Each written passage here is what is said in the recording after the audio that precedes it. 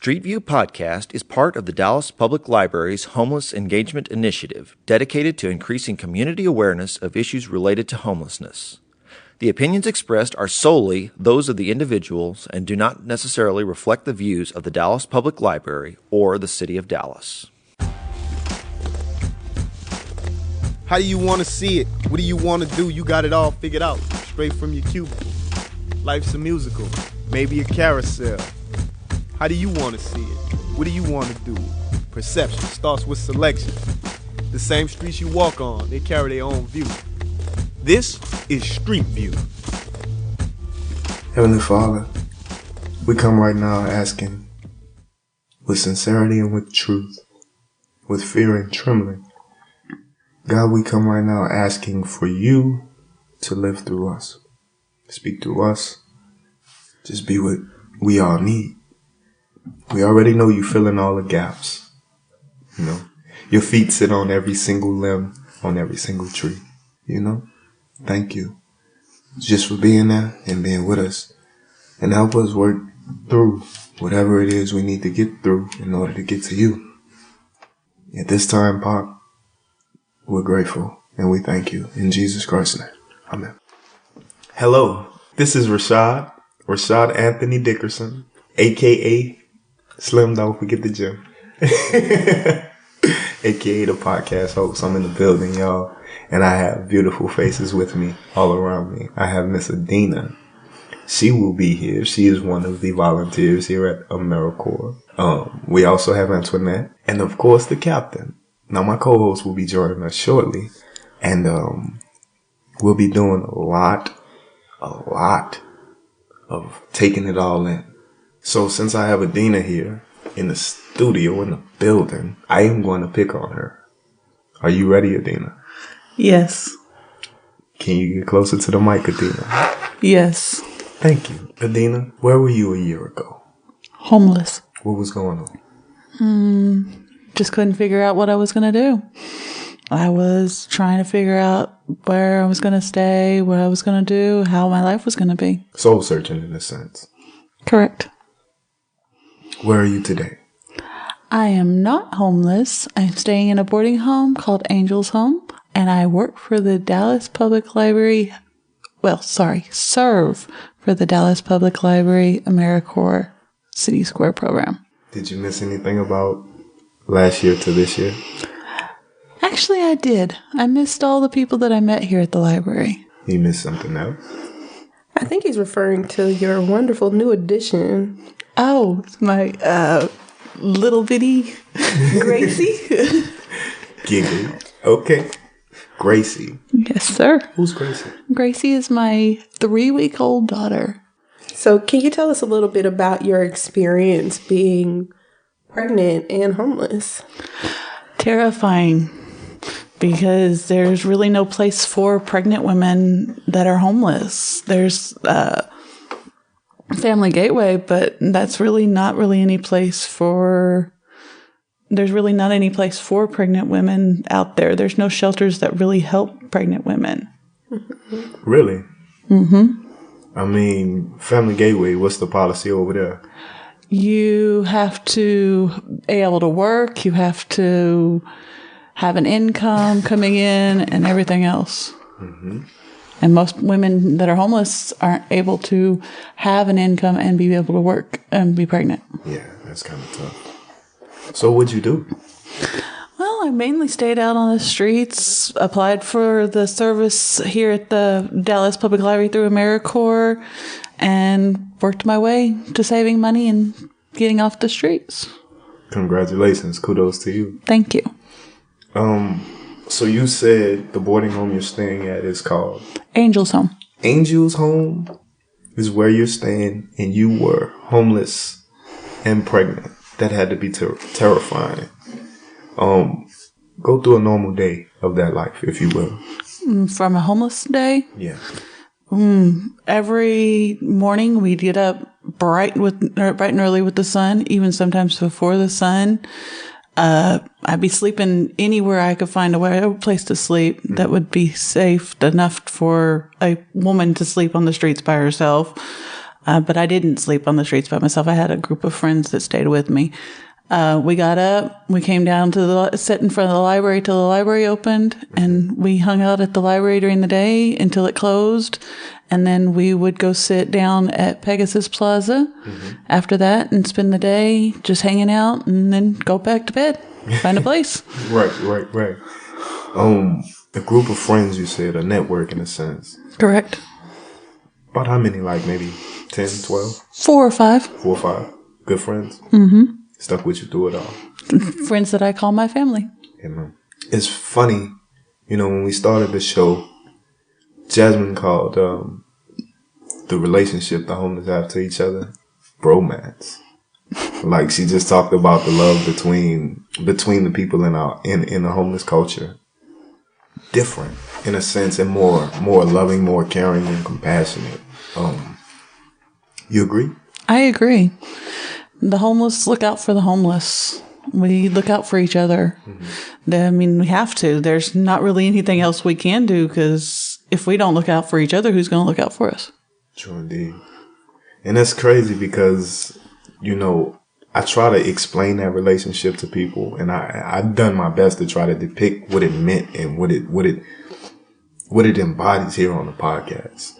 And then I started realizing that my scope wasn't big enough. Like, I didn't have enough individuals who were in the culture to represent the culture. And so that's why I started picking on you today. I'm sorry about that. You're okay. Yeah. I pick people's brains. Now, Antoinette, on to you. What are you wearing today? I mean, I've been talking about with the Batman, but what are you wearing today? Well, today I'm wearing my royal blue cardigan with my Greek sorority letters on it, because this is Founders Week for Zeta Phi Beta Sorority Incorporated. Excellent. Zeta Phi Beta. Okay. What's that about? Well, Zeta Phi Beta Sorority Incorporated is actually a community-oriented action group. So we do a lot of things in the community. We help with resources, programs. We have tons of initiatives that, help within our communities. Do you have events? You guys do events and stuff like that? Oh, all the time. We partner with the March of Dimes, so we're constantly working with them closely. We host events for our veterans. We host events for our pregnant moms. Yeah, I'm looking at you, Adena. Hey, what can I say? We host classes. We're always doing giveaways. We're really big on scholarship, service, sisterhood, and finer womanhood. And we're approaching 96 years. 96 years. This year we'll be 96 years old. So you always find yourself in the midst of community service in a sense, right? Oh, yeah. Community service has always been really big for me because, someone came out to my community when I was a kid and trying to figure out what's going on. I didn't necessarily come from well-to-do-ness. I came from the hood, Right. Welcome to my hood. Yeah, I understand. The bottom of poverty, just barely above being homeless. Wow. So, and they came out and showed me, that just because this is where I started doesn't mean that that's where I have to end up. And, I've been on the blaze ever since. Excellent. I'm grateful for that, to be honest with you. This whole movement of the homeless initiative and just seeing people being compassionate and everything it's like what I'm all about because of community, because of the community I came up in, Frozen Cup ladies and football. A candy house. Right. Football in the street and stuff like that. And that I miss that in a sense. And I always try to promote that, Age is a funny thing. A friend of mine hit me up last night, and it was from my choir boy days, 13, 12. And, he's got kids. His brother's got kids, and we talk about the things that we've gone through in life and, how we all got to battle our own monsters. And they had been through a lot.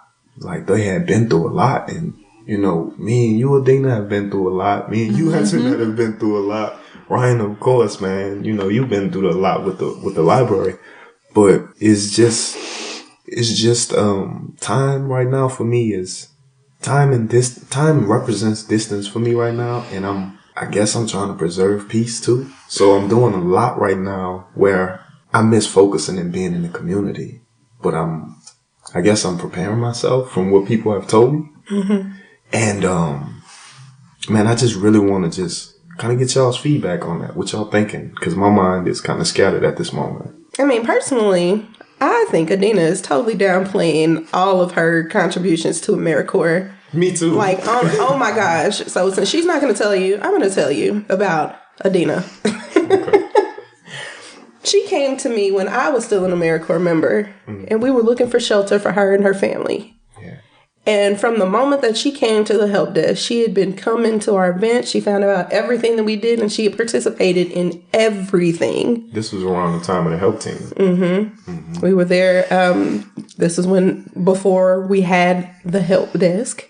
It was the AmeriCorps desk at that time, and she was coming. She was participating in all of our programs, from the book club, coffee and conversation, and she just kind of took it upon herself to volunteer for our programs. The next thing I know, she's back there helping me bag cookies and helping me make coffee. And then when we had our AmeriCorps position come up, I went to Jasmine and I was like, we have this open position. We need to fill this position. Why don't we fill it with someone who had actually been on the other side of the desk and has a little bit more of an intimate relationship with our customers? Right. And Jasmine's like, that's a great idea. I'm going to Joe. And that same day, I was like, so Adena, we have that position. If you want it, let's do it. And we applied that day. And did she get it? When did she get it? Oh, absolutely. The same day. And I was so excited to have her there, and I recognized it was a hardship, getting here and coming and all of that. Because Adena, man, she is the epitome of AmeriCorps. I mean, she is dedicated. She's always here before I am. Yeah. I'm like, I get here at 9. She's here at like 7 o'clock in the morning. Right. As soon as the library doors open. So you saying Adena would pop up like before you got here? Yes. When she first started her AmeriCorps term, I'm telling you, I got here at 9 o'clock in the morning, and she'd have been here for 2 hours long before I got here. Waiting on you. Yes. And I mean, it really impacted me and it touched me and kept me motivated because I already knew her experience. I knew what she was going through. I knew that she was experiencing homelessness, but still came in and sat on the other side of the desk and helped our customers find resources and information, even knowing that she was going to be leaving and going right back into that situation. Yeah. That's dire. That's I cannot, it's only a few words to kind of describe that kind of determination and that kind of dedication towards life and giving, because she was giving of herself at the same time she was in need. Mm-hmm. And to be honest with you, that's a rare breed of person. I thank you for working here, Adena, honestly. You're welcome. So Adena, let's get a little bit more personal. How'd you become homeless? I became homeless in 2012. I lost my job, I lost my car, I lost my housing. Where were you? My husband and I were staying in an apartment over off of Royal Lane and 75. You have a husband? Yes. How long have you had a husband? We will be married 8 years on the 23rd of February. 8 years. Okay. And this is 2016. And then y'all was homeless in 2012. So you lost your job. You mind me asking where you were working? I was working for Domino's Pizza. Did you like it? No. Understood. So you became homeless 2012. And what was y'all's first thought? What did y'all first do? Well, we got a hold of his father, let his father know that we were homeless. His father had a friend that was staying at the bridge. And so we went to the bridge, checked it out, and we became members of the bridge for 6 months. 6 months? Why just 6 months? Well, I met a new guy and things fell apart with my husband, so we separated in October. And we just recently got back together last year. Mm-hmm. And then y'all had a kid. Well, actually, the kid belongs to another guy. My husband stepped up and became daddy of this little girl that's not even his. Oh, man. Soft heart. So you meet a guy while you're homeless with your husband, and then you have a kid, and then you and the guy get back together. And all of this happens while you're homeless. Well, my husband and I had 2 little boys. Child Protective Services got involved, took our kids, and we were fighting for them to get them back. Turns out we never were able to get them back. And then I met this other guy, had a kid with him, lost that kid. That's when I met Antoinette, because I had Samson. Okay. And Samson and Antoinette became the best of friends. And that's when Antoinette started helping me try to find housing and stuff like that. She got me actually into Family Gateway. And I stayed there for a few months. Didn't like it very much because the fact that they really weren't helping me. They were more like pushing me into religion stuff that I didn't believe in, and trying to make me force me to get a job and put my newborn into child daycare that I couldn't handle at the time. And so we left and we went into a boarding home, and then I lost custody of Samson, and then I met another guy. Turns out when you're homeless, you try to get as safe as possible by meeting guys when you're a female, and they think they're going to protect you, but they don't always protect you. It's not only for the homeless, man. And then we ended up having a little girl on Christmas Eve of 2015. And she's been my little angel ever since. Y'all stay tuned. We'll be back with the Street View Podcast.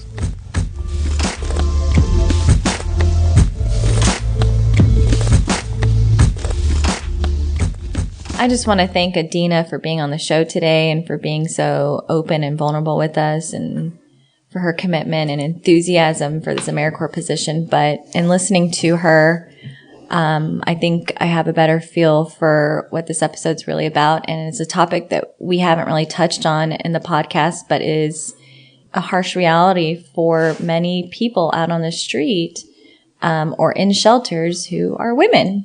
We've had a lot of male guests, and statistically, most homeless individuals are male. And a lot of times when there are women who are homeless, which there are, a lot of times it does have to deal with domestic violence, and there are domestic violence shelters for that, but there are too few. And it is hard as a woman to find safety on the street. And I know that when we had Ron Cowart on one of the first episodes, Ron Cowart, back in the day, I think, the street teams, those crisis intervention teams, they see a lot of what happens on the streets to women. But of course, being a woman by nature, the struggle is different. And I know that we've heard some horror stories, rape, getting beaten, trying to find that male protector, and then turning on you and beating you or raping you. Yeah, one of the last episode we did with Wayne, it really took me aback what he said about Tent City. He was saying, it's all kind of things going down up under that. And I figured he would say something like drugs, but then he started saying stuff like sex trafficking and rape and like you said, domestic violence. And then you also have, I think we're really, really sensitive to a lot of subjects, and we do a good job of being touchy-feely toward a lot of the things that's going on in the city. But the woman, I think that's valuable. Like, I think we can't see it from that perspective. I can't, which is why Adena's here, Antoinette's here, and Jasmine's here to kind of illustrate, and I'll just chime in from time to time, if that's okay with you guys. No, this is a women's only episode. Women take over. Women power. We run the world. We run the world. Who runs the world? Thank you, Beyonce. And yeah, I do. I'm a feminist, obviously, but I'm a firm believer that women, we have a lot more power than we use, and yet we're more vulnerable at the end of the day. And so, Adena, what are some of the things that a woman experiences on the streets that, the outside world wouldn't even think about or wouldn't know about, or that, that men don't have to worry about? Well, mostly women have to worry about everyday women things, but at the same time, we have to worry about where we're going to sleep at night because of the fact that it's 10 times harder for a woman to be sleeping out on the street than it is for a man, because men can get into the shelters more than the women can. There's, for instance, at the bridge, there's only a limited amount of beds for women to sleep, or even at Dallas Life or Austin Street or any of those shelters, they have a limited amount of female beds to men. Female beds are just a third of what male beds can do at the bridge or at the shelters or any of that. So most women have to sleep out on the streets. And I mean, it's hard. There's not very many places for people to sleep out on the streets as it is now anyways. But still, we find our places, and then we have to fight with men just to even sleep on the street, be able to sleep safety on the street, because men take over the spots on the streets. We have to, sometimes we have to panhandle, and unfortunately, it's against the law, but sometimes females have to do what we have to do to make money. A lot of the women out there are on Harry Hines down by Parkland most of the time, selling themselves just so they can make money to get in a room at night, just so it's safe. It's horrible for women out there. I mean, there's other things that women have to do. Pregnant women are even worse because of the fact that you're having to take care of yourself, plus your unborn child out there. And it's horrible. I slept under a bridge for many nights just trying to stay safe. It was horrible. I'm so And then glad there's not that many options for when you are pregnant where you can stay, because Exactly. even Family Gateway, you have to have a child already born, right? Yes. Correct. So are there shelters that take pregnant women? There are no shelters that will take a pregnant woman without additional children in the downtown Dallas area. And that was one of the biggest issues that I had when me and Adena first interacted. There are very few shelters that will accept a woman with a child who is not a victim of domestic violence. Right. And that was our biggest issue, because at that time, Adena wasn't a victim of domestic violence, so we couldn't find her a place. And then when Adena went back to the bridge and we found out that she was pregnant, they wouldn't let her stay there either. So, I mean, it's really difficult for a woman with children, or even a woman who is pregnant, to even get into a shelter program. And then you think about how difficult it would be to even have regular birth control or contraceptive, or the idea that someone might be impregnated involuntarily through an act that was not of consent. And yet there aren't the resources there for them to stay. And they are two lives now that need to be cared for, not Correct. just one. The bridge now actually allows pregnant women to stay, but they don't stay very long. Once you get ready to give birth, you cannot stay at the bridge. Dallas Life takes pregnant women, but only for you only get your first 5 days free. And then if you don't join one of their programs, you're back out on the streets. Right. $10 a day. And I mean, $10 a day for a pregnant woman is and being homeless is hard, because you don't have a job. Right. You don't know where you're going to get that money from. I even asked pastors and preachers and anything to help me. And actually, when I was pregnant with Samson, right after giving birth to Samson, before Antoinette got me into Family Gateway, my pastor actually helped me by putting me in a motel room for a week. But I mean, the pastors and preachers can only do so much. Right. So it's kind of hard for everybody out there, but mainly for pregnant women or women, period. Right. And if you are married or in a relationship with a male who's also homeless and has a lot of the struggles of homelessness, then he's not able to be a provider and Correct. take care of you and a child. And in most shelters, women and men can't, if you're married, you can't sleep in the same, you have to be separated. So it's even scarier for the woman because of the fact that you're separated from your man during the night. And so you don't really know what's going on. And we see a lot of couples here at the library. We really do. And I tell people that. And there are these love stories. I remember when I first met Nikki, who also just had her baby, who I had the pleasure of meeting yesterday. And I remember when I first met her, she was like, "Oh, this is so-and-so, but he's my ex, but he's he's friends with so-and-so who's my new boyfriend, and it's like, and there's these like, normal life drama that happens. But I think for people in the outside world, your housed people, the people who are unexposed to what it's like to be homeless or around homeless people, it's, they don't think that, like normal everyday life things happen. Human things happen. Yes, people fall in love. It's funny you say that. I was listening to Adena, and we be in a pavilion where they lay out what's the ratio 76 to like 24, 24 for women and like 76 for men, and everybody will be looking over to the woman's side. Right? Check this out. We all over there. Everybody's looking over to the woman's side. You got dudes talking to their girlfriends. Babe, give me my phone. And you got them going back and forth until they get ready to call count. And it's funny because, a lot of different things happen because of the women in the shelters. To me, to be honest, one day I sat at the bridge and I looked out and I said to myself, bro, all of this brick and this metal and this concrete, bro, it's just like prison. It's only that there's women here. There's one perk. You get women to look at. That's it. But you'd be amazed, man. I've seen people fighting behind girls. I've seen girls who would they sneak stuff into the bridge so they could sell candy around the bridge. I've seen a lot of those things that lead to the fact of how beneficial it is, more so for the man than it is for the woman in that circumstance.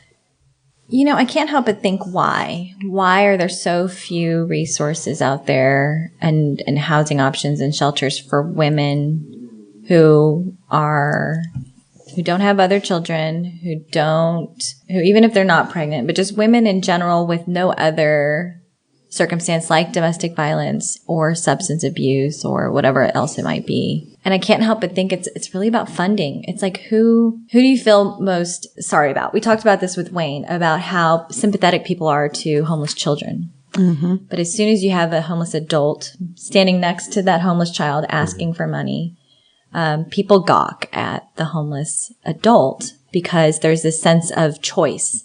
There's a sense of you can take care of yourself. You just made bad decisions and you choose not to. Right. And I think for women, it's a similar issue, the way it is with children and adults. But you throw in the domestic violence thing. We have so many domestic violence shelters here compared to shelters just for, that help people. We have a Family Gateway and Genesis Women's Shelter. And then in different communities, there's smaller ones. I know there's one in Garland, like Hope Place or something like that. There's several little places that'll take women, but most of them are domestic violence women shelters or people that'll take domestic violence women. A lot of them are not actually disclosed to people because they don't want people to know where they are or the men to know where that woman is staying. And a lot of the places are hard to get into when you're a woman. There's limitations for a woman and there are for men. And it's horrible out there for most women. And most women end up, 5 out of 10 females on the street end up pregnant. Right. Whether by choice or not. In our little group that I call my family, 4 of us were pregnant. And all 4 of us have already given birth to a little girl or a little boy. In fact, actually, all 4 of us have given birth to a little girl. Aww. My friend Shannon, she gave birth to a little girl. Nikki, as you know, she was in our little group. She gave birth to a little girl. My friend Lachey, she gave birth to a little girl. And then there was Michelle who gave birth to a little girl. No, sorry, she gave birth to a little boy. And then I gave birth to a little girl. And that's 5 women out of 10 that were just out on the streets with us in our little group. It's horrible. And then we had guys in our group, but that acted like they were protectors. But turns out at the end of the day, they really couldn't protect us at all. We were protecting them. So I have a question for you, Adena. When you just having been homeless and then you gave birth to a little girl, how do you feel knowing that there's a possibility that your daughter could deal with the same experiences that you had? I am scared to death that my daughter will be just like me. I pray to God every day that my daughter won't be like me. She won't end up homeless. When I was younger, I wasn't homeless. I came from a loving family with my mom and my dad still married. And my mom passed away in 2009. I became homeless in 2012. And every day between 1981, when I was born, till 2012, I said, oh, I'm not going to be homeless. These people can't touch me. I've got my job. I've got home. I got a stable living environment. And then, boom, it hit me. Never say never is what my mom used to tell me. And she was right. You can't say never because you don't know what life's going to throw at you. Life has humbled you, hasn't it? Yes, it has. That's good. That's very good. I got a question. I'm going to address the elephant in the room. So, I'm a dude, so I don't fault me for this, but what do you guys do when you're going through women's cycles? And, like, how do y'all come about what y'all need in order to take care of yourself? You mean lady sickness? I didn't call it lady sickness. I did not call it lady sickness. Shout out to Sharon our monthly terms come around, and we are helped by the shelters giving us things we need sometimes, but sometimes we have to, like I said, we have to get out there and panhandle and use what we have to. A lot of women out there just use what we have to. Sometimes it's maple leaves, sometimes it's tissue, sometimes it's whatever we can. Egyptian toilet paper. that outdoor living camping style. Wow. And wow. And y'all getting pregnant like that? Mm-hmm. Wow. Okay. Can I ask? Yeah, it's a reality. Hello, men out there. Women go through a lot every month, by the way, and it's uncomfortable and miserable when you do have all the great commodities around and attitude. Yeah, and to be on the street and to stay in encampment or in the woods or wherever it might be, or even in a shelter, and to go through that and it can be embarrassing. It could be like it could get you sick. It could put you in a predicament where, God forbid there are no sharks around. Oh God, Rashad. So cloudy. That is a whole other. This isn't Jaws, dear. Okay. It's Sharknado. No, I'm sorry. It's a serious biological thing that happens on, and it honestly, I love that we can talk about it, that this is, just like getting sick, just like any other thing that happens to your body. It is what it is. Just like bowel movements, like everyone's got to do it. I mean, hey, And that's another thing, but that's men and women. They have to deal with that on the streets too. And that's, that's not something I'm too proud to talk about, but I'm not that prideful where I won't talk about it. I've been in some situations, man. I've been in some situations where it was like, man, I hope nobody saw me. So being homeless and being on your monthly cycle is probably a lot like being in jail. You don't get a lot of help when you're in jail when you're homeless and you're female and you're on your monthly. Oh, yeah. Wow. And that's difficult. I can't do that. Good thing. Well, I remember Jason, who was on a few episodes ago. Mm-hmm. He'd be like, you get in trouble for pooping on the street, but people walk their dogs and dogs do it all the time. Right. So why is dog crap better and more okay and more acceptable than human crap when we all do it? Yeah. And that's always stuck with me because it's true. And I see dog turds on the sidewalk all the time. That's deep. And again, it comes back to the thing that we are so much more sympathetic to the helpless. Dogs need our help. Dogs are animals, right? No, humans. They don't. Well, yeah. Actually, it depends on but it's the mentality. Children, animals, they're helpless. Adults, they can help themselves. Adult women, they've made choices. Mm-hmm. But if they're in a domestic violence situation, let's have this extra level of sympathy for them, and let's donate money and let's create these shelters. And it's not to say that that's not a need and that those people don't need it. But it also doesn't say that someone who is exempt of domestic violence or has not experienced that is not in just as great need of our sympathy and help. A million questions just popped up. I would say that as many domestic violence shelters out there, that we don't need as many domestic violence shelters as we have, but we do need some more women shelters. Question. Now I want to pick on you. I'm a guy, and you're a feminist. Do you feel like, hey, Adena, kind of tell you. Looks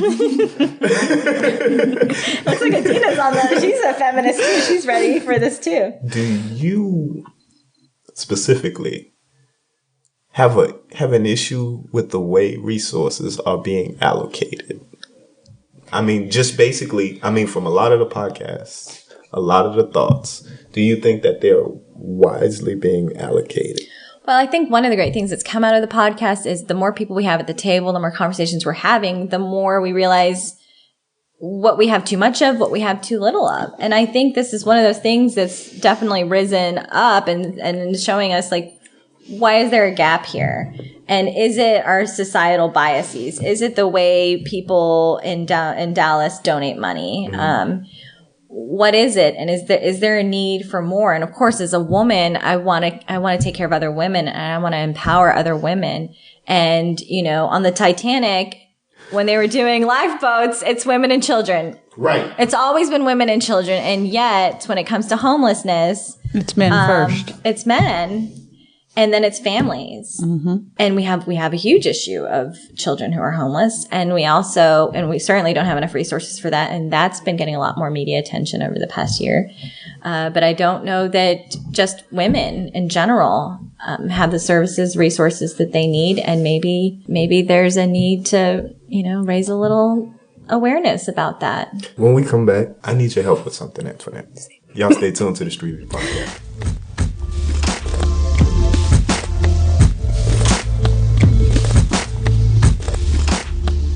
So how you doing, man? How you holding up, Adena? How you taking care of your kid? I'm taking care of her slowly but surely. Actually work 2 jobs. I work at the boarding home as a house manager / secretary on Saturdays and Sundays now, because I came back to volunteering servicing here at the library Monday through Friday. I work here from 9:30 to 3, 4, 5, 6, whatever time I can get out of here. Right. But I'm actually here. I'm actually not supposed to be on service till 9:30.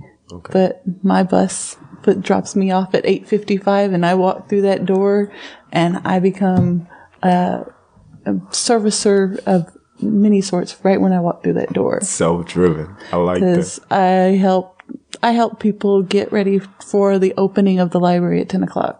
Yeah. So I serve, I get the desk ready, I do everything that I need to do so that I can get everything done. And even this coming Monday, MLK Day, where we have to service still, even though the library will be closed, we will still have to be servicing.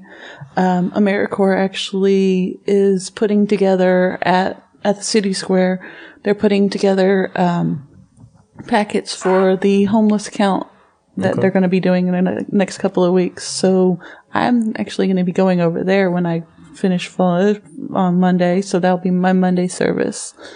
And then I'm banking it day by day.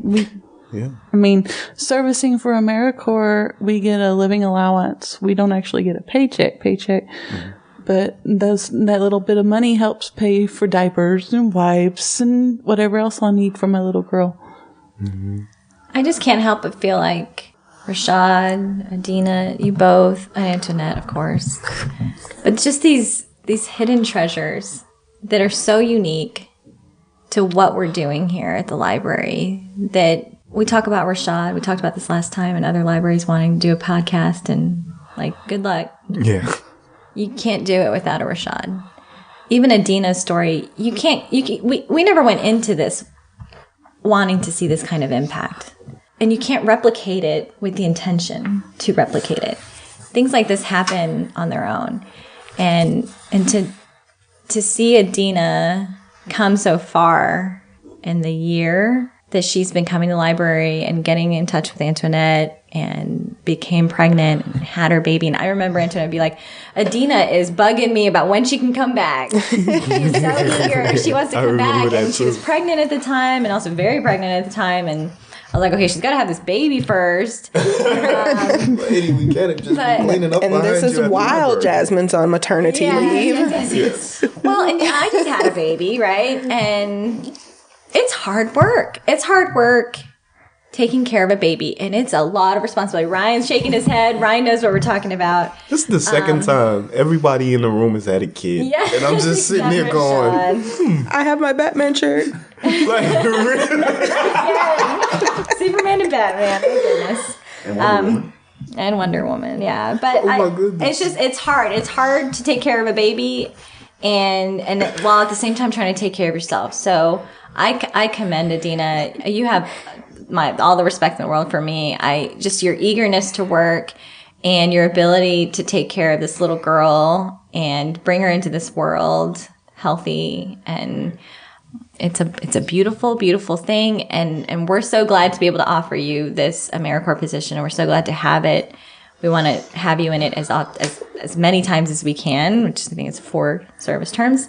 And hopefully we'll find something more permanent for you. I think it's a beautiful thing. It really is. It's awesome. And I remember when we had our coffee and conversation baby shower, and I would tell people, oh, we're having this baby shower as part of coffee and conversation. And it was a celebration of life. And we talked about it on the podcast. And of course I was very pregnant, and Nikki and I were due around the same time. Adena wasn't there, I don't think, at the baby shower, but I remember telling people about it. Shannon was, and Michelle was, I believe. Mm-hmm. And they were like, oh, I got mixed responses from other women and other people, when I bring up the idea of a homeless woman being pregnant. Yeah. Because, again, they're sympathizing for this fetus inside you. And they're thinking, what's going to happen to this baby? And I said, it just depends. And I'm a firm believer that in talking with so many people who are experiencing homelessness, how giving so many of them are, that sometimes you need something to give you that extra edge, to get you to that next level, to motivate you for someone else's sake. Mm-hmm. And whether that be a baby, whether that be a partner, maybe a father, whoever it might be. Yeah. For those who have that extreme selflessness that keeps them in homelessness, sometimes you need something to get you to that next level. But I'm also a firm believer that everyone is on their own timeline. You'll get there when you're ready. We talked to Wayne in the last episode, who has been homeless for a little bit now. 2 years. Yeah, and he mentioned before we were recording that he had an option to get housing 2 years ago, and he asked them to wait. He asked them to put a hold on it because he wasn't ready yet. Right. And whether that was because he didn't trust that if he was out in housing by himself, that he wouldn't get back into his bad habits. Yeah. But he said, wait. It was not the right time for him. Yeah. Of course, he gets put at the bottom of that housing list. And now it's 2 years again, and he's back at the top. Yeah. And he's got housing as an option for him now. And now he's ready. Now he's ready to take that step. So I'd love to hear more from Adena about, sort of her timeline and what having a baby has done for her. I mean, really, my timeline is just a normal, everyday, go to work, make money, take care of my daughter. I mean, it's really not what's set out for me. I live day by day. I don't know. For instance, tomorrow I may not be at the boarding home, but pray to God. God help me, I do. I am, because that baby needs a roof over her head more than anything. But, I mean, you never know what life's going to throw at you, because, I mean, one day you could be high as a kite on the ladder of step getting housing. Next minute, you're back down on the ground, homeless, sleeping on the street. I mean, it's just I live day by day. Do you feel like the timing in your life now is better to be able to keep your little girl and to be more stable than it was maybe a year, 2, 3 years ago? Yes, very much so. I wasn't ready to be a mom with Samson. That's why when CPS, because I was homeless. With Samson, I was homeless. It was hard not being able to find a job, not having to be able to do this, not being able to have diapers and wipes, and having to rely on the shelters to supply diapers and wipes is a hard thing when you're a mom and being homeless. Then turns out I get a job here at the library, servicing, however you want to call it, having a living allowance that I put that money back for. Actually, the day before my daughter was born, my husband and I went and bought a baby crib for the first time. We were given our other ones with our other children, but we actually went and bought our first baby crib together for our daughter, and she loves it. She sleeps in it every night. And she wouldn't trade it for the world, but of course she would love sleeping next to mommy. Like, of course. Because then mommy won't sleep well. I speak from experience. Exactly. But I mean, this mommy gets up every 2-3 hours in the middle of the night, so she doesn't get much sleep, but she's bright-eyed and bushy-tailed, ready to come to work at 9 o'clock in the morning and ready to go home at 3:30, 4 o'clock. But I mean, I miss being with my little girl, but I'm doing everything for her. I'm not doing it for myself anymore. I can't do it for me. I have to do it for her. Is there something about having a girl that's a little different than having a boy? I know you mentioned you don't want her to be anything like you. And I think there's something, and my fear of having a girl is she's going to be just like me. And I don't think I can handle one of me. But is there something about having a girl versus having a boy? Having a girl is a little bit harder. Well, being a female, as you know, is harder to be a female out in society than it is for guys, because there's more opportunities for guys out there than there are females. And there's the guys that, God forbid, she's like any of the guys, or she gets any of the guys that her mama has dated. Right. Because guys out there like to take advantage of females out there. And even regular females, period. You don't even have to be homeless to be taking advantage of being out there. But I pray that my boys, I raised my boys to where they have to respect women. I was taught that a woman is sensitive, but she also has the power to do what she has to do. We have the power to bring life to the world. That's the ultimate power. Don't you think, Antoinette? Oh, absolutely. I mean, I was raised with 6 guys. I'm an only child. I was raised with 6 guy cousins. So I was treated like the little princess, but at the same time, I was a tomboy. I knew how to protect myself, play sports and all that kind of stuff. So I want my little girl to be able to protect herself, but at the same time, know that her daddy and her mama will be there if she needs them. Rashad, got something on your mind? Nah. I'm really just listening to you guys. I'm enjoying it too. I have to bite my tongue sometimes too. I'm just glad we've had this opportunity. I've always, and I'm not a feminist in the sense that I'm a man hater. I don't hate men at all, obviously, Rashad. But in the sense that we are equals and that women have a lot more potential than we give ourselves credit for sometimes. The society shows us, whether it's by the pay gap, that exists. Man, y'all bullies too, though, bro. You sitting there. But our struggles are real. I mean, being a working mom is hard. There are days where it feels very unnatural to me to leave my little boy at home. Like, I just spent all this. My body just made this amazing, beautiful life. And I have to tell him I just get to see him on nights and weekends. Hey. Yeah, that sucks. Yeah, it's hard. I mean, mine's just 3 weeks old and I'm already back at work. Most women that give birth that are normal women go 6 weeks without having to get from leaving their daughter or their newborn at all. And I'm having to leave my newborn of 3 weeks. Monday I went to orientation. She got to go with me. Tuesday, my first day back at the library, and I didn't want to leave. I didn't want to leave her at all. So it's really hard out there to get up every morning knowing that you have to get up and go to work just to support the baby, but having to be able to leave the baby at home, not knowing what's going to happen during the day while you're gone is harder. The hardest part about leaving them is when you know you're missing stuff. Oh, yeah. Like you're missing that first word or that first time that they sat up and smiled at the camera without you having to do anything. Or even and getting those reports when you get home. It's like, oh my God, I miss that.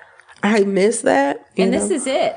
They're not going to be this way very long. And you're not going to get it back. And yeah, that's all so real to me now. And the truth is yes, 3 weeks is early, but for a lot of women, because we do not have paid maternity leave in this country, many women have to make that decision 1 week after, 2 weeks after, because if otherwise they're homeless, they are, they can't take care of their child.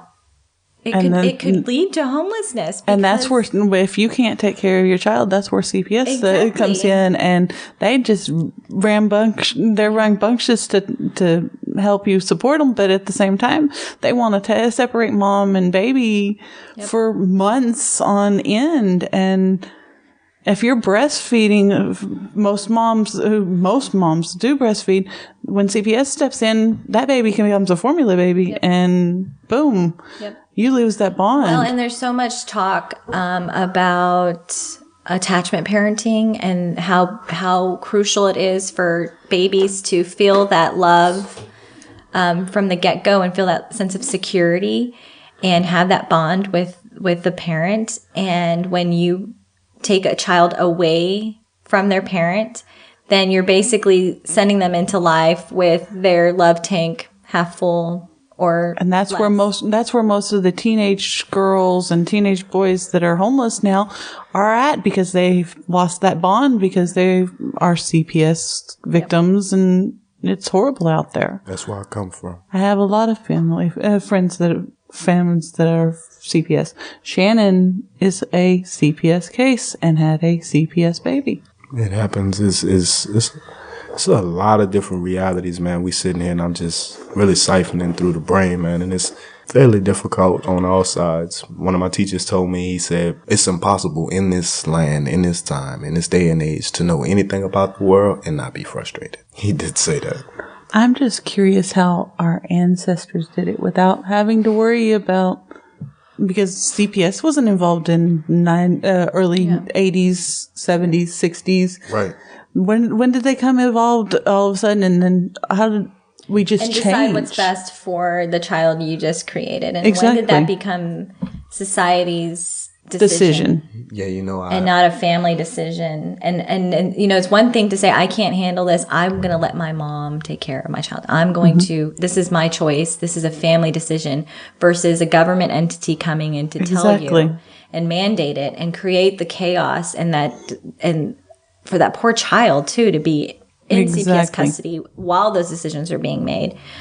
Only getting to see mommy and daddy for a week, for a couple of hours once a week. It's horrible.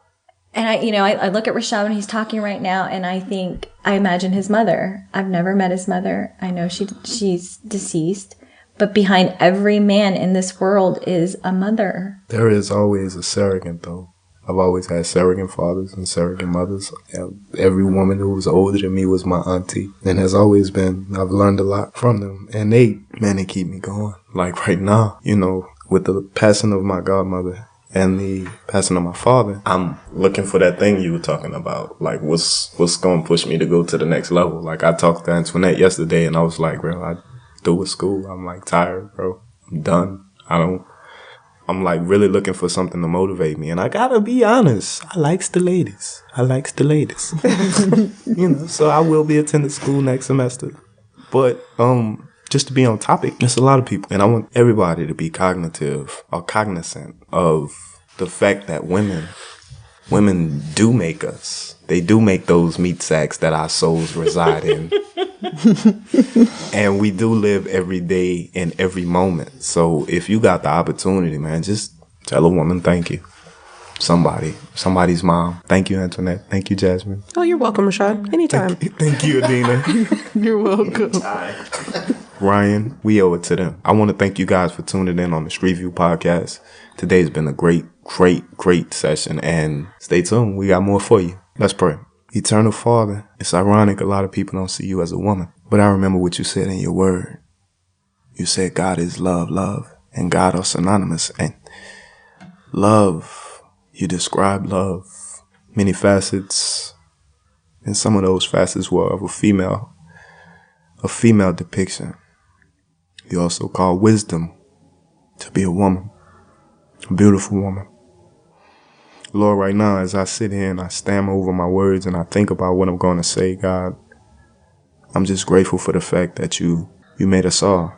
You birthed us all. And whether we see you as man or woman, fox or turtle, duck or pigeon, the truth of the matter is that you are the Father of light. And just like the light shines in everybody's eyes, God, you shine in my heart, in my mind, in my soul. And I pray that the shine that you shine would not be hidden, but will be revealed to all. So it's in Jesus' mighty name I pray. Amen. Thank you for listening to this edition of Street View. You can visit us online at streetviewpodcast.com. Tune us in again next time for more discussion.